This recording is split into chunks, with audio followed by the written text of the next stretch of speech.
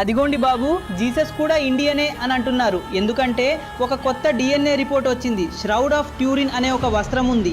జీసస్ను సిలువేసినప్పుడు ఆయన ఒక వస్త్రంలో చుట్టారు. ఇప్పుడు ప్రజలు ఈ ష్రౌడ్ ఆఫ్ ట్యూరిన్ ఆయన చుట్టిన వస్త్రమే అని నమ్ముతున్నారు.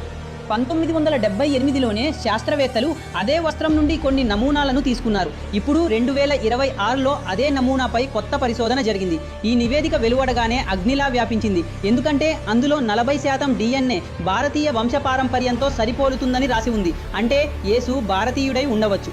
జీసస్ను భారతదేశంతో ముడిపెట్టడం కొత్తేమీ కాదు. రష్యా పరిశోధకుడు తన పుస్తకంలో బైబిల్లో జీసస్ 12 నుంచి 30 ఏళ్ల మధ్య గురించి సమాచారం లేదు అని, ఆ సమయంలో ఆయన భారతదేశంలో బౌద్ధుల నుండి విద్యను అభ్యసించారు అని రాశాడు. అయితే శాస్త్రవేత్తల ప్రకారం డిఎన్ఏ సరిపోలిక రోమన్ వాణిజ్యం కారణం కావచ్చు. సింధులోయ నుండి లీలాండ్ వ్యాపారం జరిగేది కాబట్టి దీనివల్ల బట్టపై డిఎన్ఏ వచ్చి ఉండొచ్చు. మరి నువ్వేమంటావు?